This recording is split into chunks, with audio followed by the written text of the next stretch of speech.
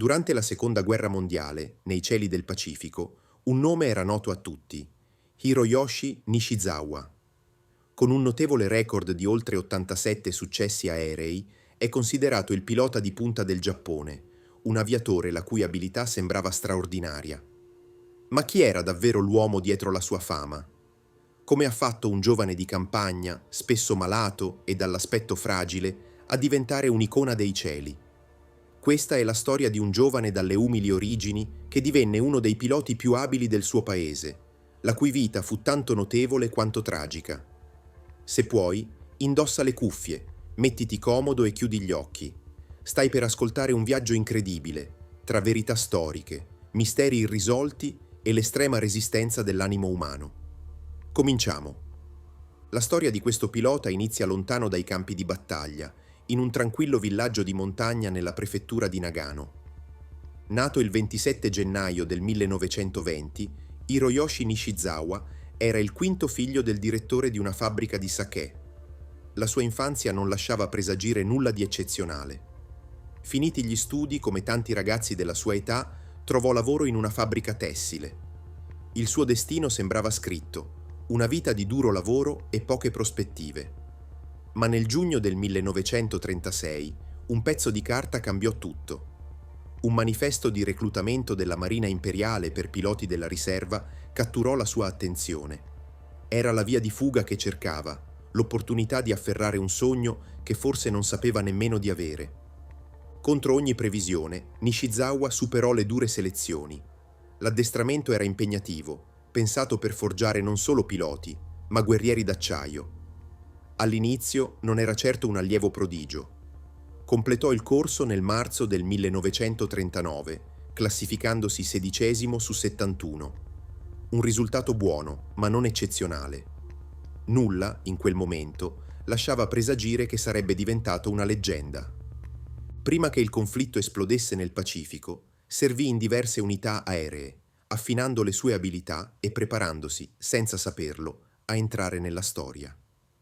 Quando la guerra del Pacifico scoppiò, Nishizawa si trovava nelle isole Marshall, ai comandi di un caccia ormai superato, il Mitsubishi A5M Claude. Fu proprio lì, sui cieli di Rabaul, che il 3 febbraio 1942 ottenne per la prima volta un abbattimento, quello di un idrovolante Catalina australiano. Era solo l'inizio. Poco dopo, la sua unità ricevette finalmente i caccia che avrebbero definito la sua leggenda, i Mitsubishi A6M, meglio conosciuti come Zero. Nell'aprile del 1942, Nishizawa fu trasferito in una delle unità più prestigiose della Marina Imperiale, il Tainan Air Group, di base a Lae, in Nuova Guinea. E qui il suo talento si manifestò. Il suo compito, insieme ai suoi commilitoni, era contrastare le forze aeree alleate che decollavano da Port Moresby. L'11 aprile ottenne la sua prima vittoria in solitaria, abbattendo un P-39 Airacobra americano. Ma fu tra il 1° e il 3 maggio che si dimostrò la sua eccezionalità. In sole 72 ore, Nishizawa abbatté 6 aerei nemici, diventando ufficialmente un asso. La sua fama crebbe a dismisura.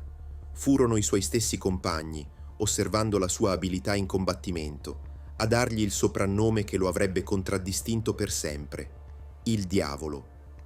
A terra, Nishizawa era un enigma. Alto e magro per gli standard giapponesi, pesava poco più di 60 kg e aveva un'aria pallida e malaticcia, tormentato com'era dalla malaria e da altre malattie. Era un tipo riservato, taciturno, quasi un solitario. Ma non appena saliva nel suo Zero, avveniva una trasformazione. Si trasformava in un cacciatore concentrato, un maestro del volo le cui manovre erano descritte come mozzafiato e totalmente imprevedibili. Possedeva un istinto quasi sovrannaturale, capace di individuare i nemici prima di chiunque altro. Fu proprio nel Tainan Air Group che Nishizawa strinse amicizia con altri 2 piloti eccezionali, il gioviale ed estroverso Toshio Ota e il già leggendario Saburo Sakai. Insieme divennero famosi come il Trio Repulisti, un nome che la diceva lunga sulla loro spaventosa efficacia nel difendere i cieli da ogni minaccia. La loro sinergia era notevole. Sakai era il leader esperto, Ota il gregario di talento e Nishizawa il genio imprevedibile.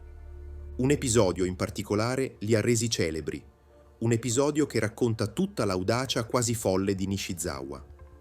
La sera del 16 maggio del 1942, mentre ascoltavano una radio australiana, Nishizawa riconobbe la Danse macabre di Camille Saint-Saëns. Ispirato da quella danza della morte, propose ai suoi compagni una sfida pazzesca: eseguire una danza acrobatica sopra la base aerea nemica di Port Moresby. Il giorno dopo, durante una missione di scorta, i tre si staccarono dalla formazione. Arrivati sopra l'aeroporto nemico, invece di attaccare, eseguirono 3 looping perfetti in formazione stretta, una dimostrazione di scherno di fronte a un nemico sbalordito. Non contenti, e su insistenza di un Nishizawa esaltato, ripeterono lo spettacolo a quota ancora più bassa. Nessuno sparò un colpo contro di loro. La notizia della bravata arrivò al loro comando tramite un messaggio lanciato da un aereo americano, che si congratulava ironicamente per l'esibizione. Inutile dire che il loro comandante non la prese altrettanto bene. Il culmine della sua abilità arrivò durante le brutali battaglie per Guadalcanal. Il 7 agosto 1942, in un singolo, furioso scontro, Nishizawa rivendicò l'abbattimento di 6 caccia F-4F Wildcat americani. Fu una delle sue giornate più gloriose, un'impresa che lo consacrò come uno dei più grandi piloti viventi. Quel giorno, però, fu segnato anche dalla tragedia. Il suo amico Saburo Sakai fu gravemente ferito, colpito alla testa e accecato a un occhio. Incredibilmente, Sakai riuscì a compiere un volo quasi impossibile di 4 ore per tornare alla base. Furono Nishizawa e Ota a portarlo di corsa all'ospedale, dimostrando una lealtà feroce verso i pochi che consideravano amici. La guerra nel Pacifico, però, stava cambiando. La marea si stava lentamente volgendo contro il Giappone. La campagna di Guadalcanal costò perdite enormi al Tainan Air Group. Le tattiche e gli aerei americani miglioravano e anche i migliori piloti giapponesi iniziarono a cadere. Il comandante del trio, Junichi Sasai, fu ucciso in azione. Poco dopo, anche Toshiota, l'amico estroverso, fu abbattuto, lasciando un vuoto incolmabile. Il trio repulisti non esisteva più. Nishizawa era rimasto solo. Nel novembre del 1943, dopo mesi di combattimenti senza sosta, Nishizawa, ormai promosso e decorato con una spada d'onore, ricevette un ordine che lo gettò nella frustrazione più totale: tornare in Giappone come istruttore. Per l'alto comando era una scelta logica: usare il pilota più abile per formare la nuova generazione. Per Nishizawa fu un incubo. Si sentiva una balia, costretto a insegnare le basi a cadetti che, secondo lui, non avevano la stoffa per sopravvivere. Lui, il diavolo dei cieli, era stato messo a terra. La sua pazienza con gli allievi era praticamente zero. Era un guerriero, non un insegnante. Il suo posto era in un cockpit, a caccia del nemico, non in un'aula. Presentò una richiesta dopo l'altra per tornare al fronte, disperato di tornare nell'unica dimensione in cui si sentiva davvero vivo, la battaglia. Questo periodo ci rivela un altro lato di Nishizawa, non solo l'eroe, ma un uomo consumato dalla sua stessa natura, incapace di adattarsi a un mondo senza combattimento. Finalmente, le sue richieste furono accolte. Nell'ottobre del 1944, con la guerra che volgeva al peggio, Nishizawa fu trasferito nelle Filippine, nel pieno della cruciale battaglia del Golfo di Leyte. Fu qui che il suo destino si intrecciò con una delle tattiche più estreme della storia, i kamikaze. Il 25 ottobre del 1944, a Nishizawa fu affidata la scorta alla prima missione kamikaze ufficiale. Il suo compito era proteggere 5 aerei carichi di esplosivo diretti contro le portaerei americane. Durante la missione dimostrò ancora una volta la sua abilità suprema, abbattendo 2 caccia F-6 F Hellcat che cercavano di intercettare gli aerei. Furono le sue vittorie numero 86 e 87, il culmine di una carriera ineguagliabile. Ma quella missione lo segnò profondamente. Tornato alla base, disse ai suoi compagni di aver avuto una premonizione, una visione della sua stessa morte. Sentendo la fine vicina, chiese di poter partecipare lui stesso a una missione, desideroso di morire in battaglia. La sua richiesta fu respinta senza appello. Un pilota del suo calibro era troppo prezioso per essere sacrificato così. Il destino, però, aveva in serbo per lui un'ironia crudele. Il giorno seguente, il 26 ottobre del 1944, l'aereo personale di Nishizawa non era disponibile. Per recuperare un caccia sostitutivo da un'altra base, lui e altri piloti salirono a bordo di un Nakajima Ki-49. Si trattava di un bombardiere, ma in quel momento veniva usato come aereo da trasporto, un bersaglio lento e praticamente indifeso. Sopra l'isola di Mindoro, il velivolo fu intercettato da 2 Hellcat americani decollati dalla portaerei USS Wasp. L'aereo fu colpito e si schiantò. Hiroyoshi Nishizawa, un asso dell'aviazione, morì a 24 anni. Non nel suo fidato Zero, ma come semplice passeggero su un aereo indifeso. La sua premonizione si era avverata, ma in un modo inaspettato. La notizia della sua morte fu un colpo durissimo per la Marina Imperiale. Fu promosso postumo al grado di sottotenente di vascello e gli fu conferito un nome buddista onorifico che lo descriveva come un onorato riflesso di tutti i piloti illustri.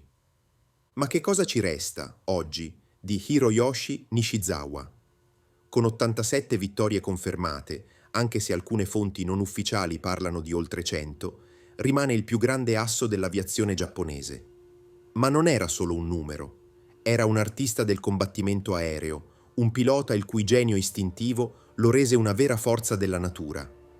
Dietro il suo soprannome c'era un uomo solitario e malinconico che trovava la sua vera dimensione solo nella cabina di pilotaggio, danzando una danza tra le nuvole. La sua è la storia di un talento incredibile, emerso dalle circostanze più umili. Un racconto di coraggio e cameratismo, ma anche di frustrazione e di una fine tanto tragica quanto ironica. Hiroyoshi Nishizawa non è solo un eroe di guerra giapponese, è il simbolo universale del guerriero consumato dal suo stesso dono, una leggenda la cui eco risuona ancora potente nei cieli del Pacifico. La storia di Hiroyoshi Nishizawa è una delle tante incredibili vicende della Seconda Guerra Mondiale. Quale altro asso dell'aviazione vorreste che raccontassimo? Fatecelo sapere nei commenti. Se questa storia vi ha affascinato, lasciate un like, condividete il video e se non l'avete ancora fatto, iscrivetevi al canale per non perdere altre storie di leggende dei cieli. Grazie per averci seguito.